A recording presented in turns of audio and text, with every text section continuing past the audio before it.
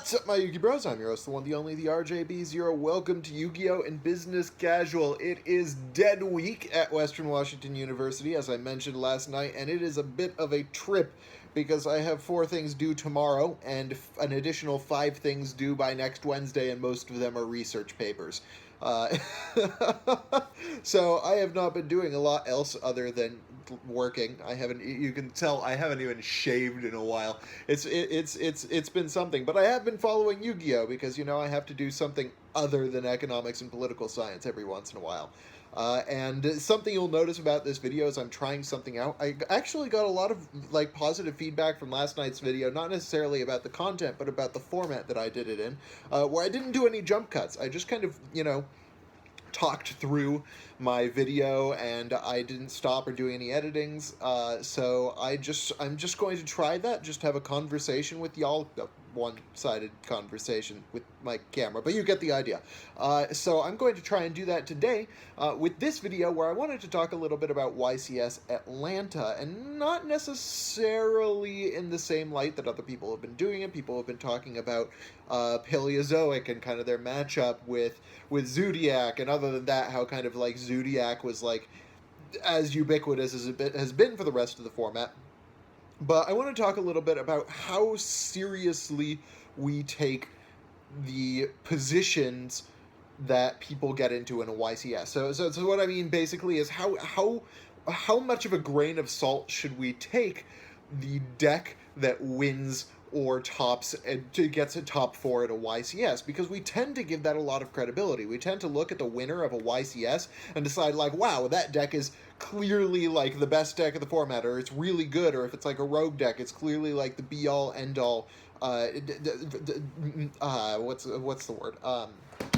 Metacall for whatever the format is at the time. And I while it is really important to note that the deck that wins is probably a very good one, usually played by a very good player. It's usually, if it's the tier 0 deck of the format, then it's clearly the tier 0 deck of the format. And if it's something rogue like one at YCS Atlanta, we have to take into account that clearly that deck was at least some sort of successful against the meta, because it wouldn't have topped otherwise. But I want to use a few examples of different decks that have topped in the past, that have won YCSs, that may be an example of why we need to take a couple of things into account other than the fact that it's the deck that it is, and before we decide that suddenly that deck is the deck of the format.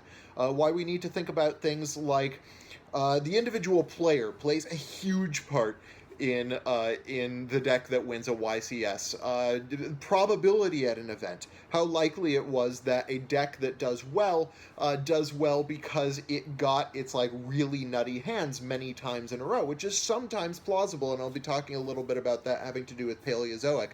And just personal skill sets and how you should respond to who wins a YCS with what deck. So I want to start off with talking a little bit about the fact that there have been many events that have been topped or won, usually by extremely good players, usually fairly famous players, where the deck that won the YCS or a deck that topped was not a deck that people should necessarily follow suit with playing for the rest of the format.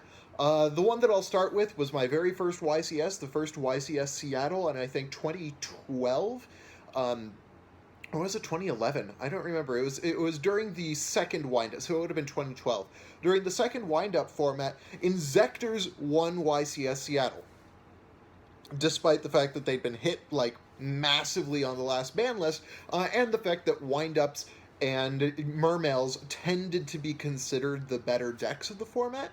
And then people went crazy with Inzectors. Inzectors started being everywhere, but they started very quickly, and I think that this is one of the hallmarks of a deck that's kind of a one-hit wonder, is it suddenly gained a huge following in the top cuts of events, but never made it past top 16 or top 8. Maybe one would make it into the top 16 or the top 8, but otherwise they'd hang out in the top 32 and then would very quickly disappear from the meta.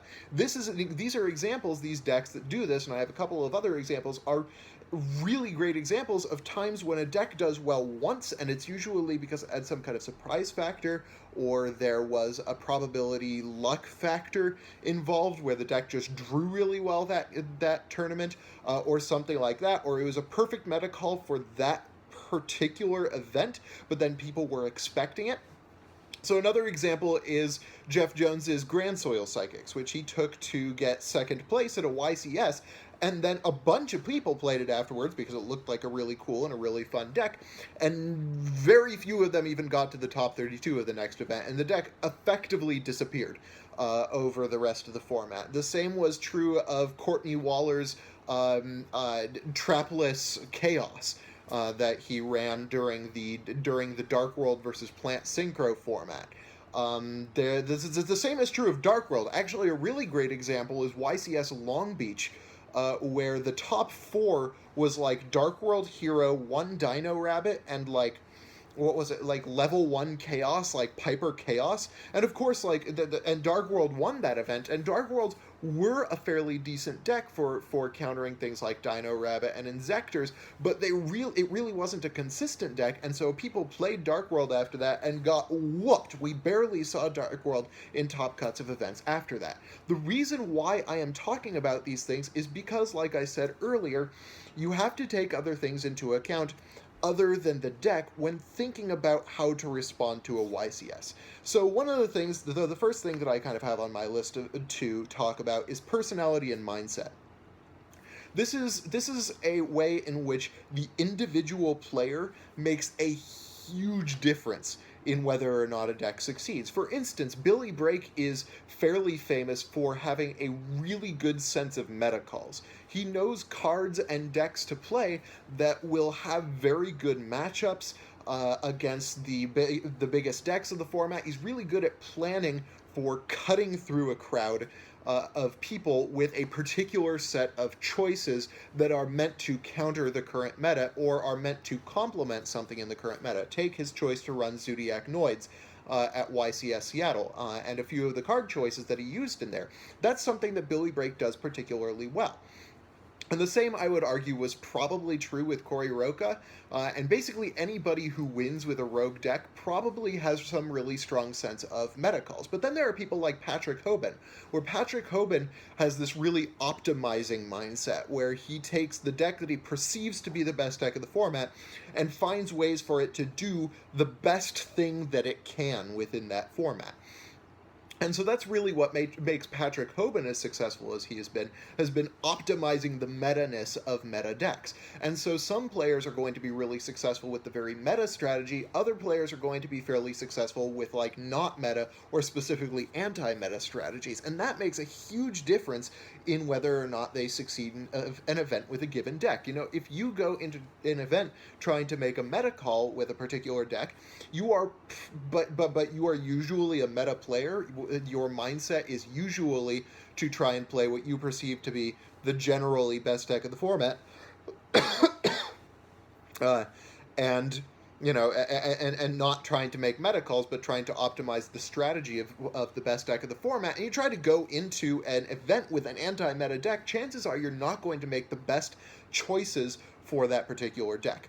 And so, if you are usually somebody who would play Zodiac because you perceive it to be the best deck of the format, and you generally, your mindset is to make Zodiac the most successfully Zodiac that it can be, then you are not going to be as successful with Paleozoic, for instance, just to take YCS Atlanta as an example, as somebody else whose mindset is usually focused on things like meta calls.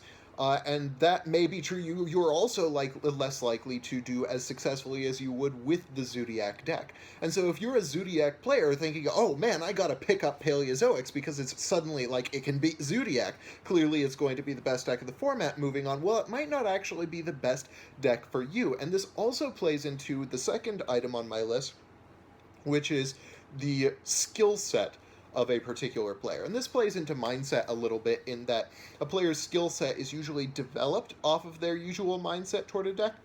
There are certain players who are just particularly good at doing certain things. And there are also some decks that take a particular amount of skill in the game in order to be good with. Whereas a person with a slightly lower level of skill who could successfully get a top at a YCS or win a regional or something like that, but isn't quite at that level, would not do very well with the same deck. And so the deck that succeeds at an event is highly dependent on the person who's playing it, and it's also dependent on my last big item, which is probability. And this is what I was talking about earlier, where there is this chance, there is a distribution of probabilities with a deck, where the deck's chances of opening really well has to be compared to how good its nuttiest hands are in comparison to the really good hands that another deck gets consistently. And to explain this a little more thoroughly, there's this thing that we call the law of large numbers in statistics, which is that if you have a larger and larger data set available, first of all, most of your data is going to converge on the mean, but you're also going to have occasionally, or even frequently, depending on how much the deck is played in this case, really unusually optimal plays for that deck, or optimal hands for that deck. And with the case of Paleozoics, when they get really good hands, blow Zodiac's best hands out of the water. Zodiac getting its very best hand is nowhere near the power level of a deck like Paleozoic, or even Noids getting their highest power level hands. Not even like their highest power level hands, but a really good one. The problem is decks like Paleozoic and Noids are not as consistent as Zodiac is.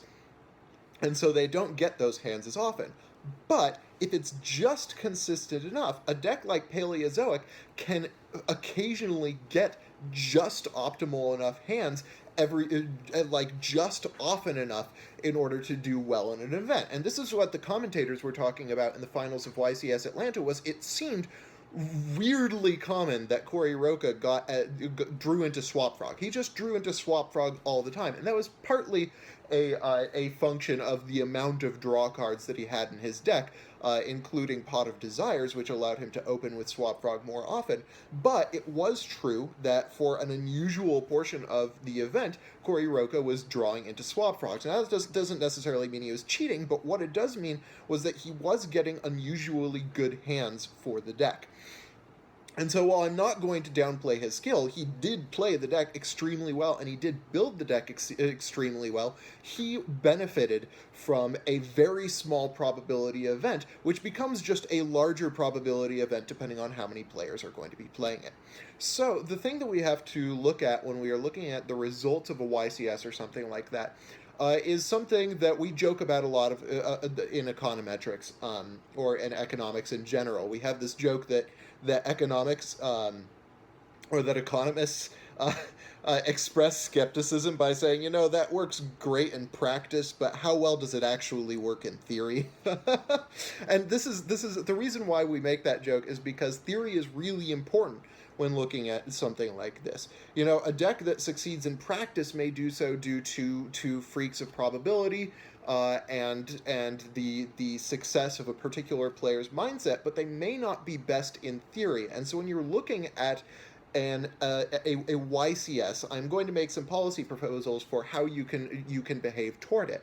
And the first is examining whether the top cut of the event actually changes your theorio, actually changes the way that you think and your understanding of the state of the game. So if Corey Roca were playing a certain ratio that nobody had ever thought of for Paleozoic, and it's plausible he did. I haven't really looked at his deck list yet, but if a player succeeds with a deck that we wouldn't have expected, or a set of plays that we wouldn't have expected, we should look at that and see, how does this change my theory? Is there a set of cards I didn't know existed, or I didn't know was optimal in this way for the game?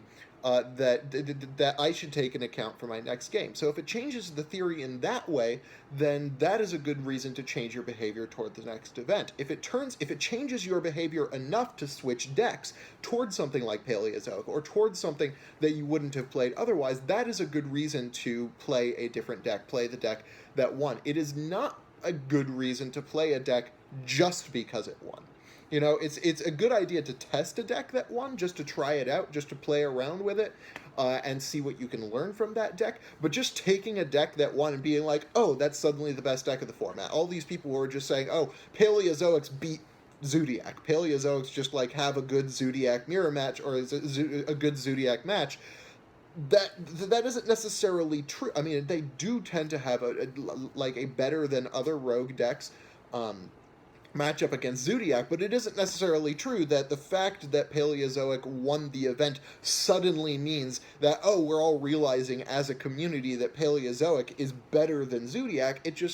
That's just an irresponsible way of thinking, because of all of these factors that I listed above. So you should definitely take the results of an event into account, particularly if it changes the way that you think about the game, but you really should not look at a single event and just say, oh wow, there are new decks in the game that are going to be the things that I should be playing, or there's a new best deck in the format. One thing that you should do, though, is take into account how the rest of the community is going to react. Now, after YCS Atlanta, a lot of members of the community, I guarantee it, are going to be playing Paleozoic. A lot more people, just because they saw it won. We have this mindset that if a deck wins, everybody wants to try it. So you do have to prepare to see more Paleozoic decks playing, but you probably should take into account the fact that there is way more to the picture than just that. So that is my take on YCS Atlanta and my takeaway from the event. I hope you all liked this video. If you did, hit that thumbs up button. If you did, let me know why in the comment section below. And of course, subscribe for more decks, discussion, analysis, and general Yu-Gi-Oh! Shenanigans. And of course, let me know how you feel about this kind of uncut, unedited format. It is something that is new to me, and so I'm going to try refining on it a few times before I decide whether it's the way that I want to continue. But let me know what you think down in the comment section below. That's going to be something that happens a lot when I do this. And I will see you all later. I got a jet. See y'all.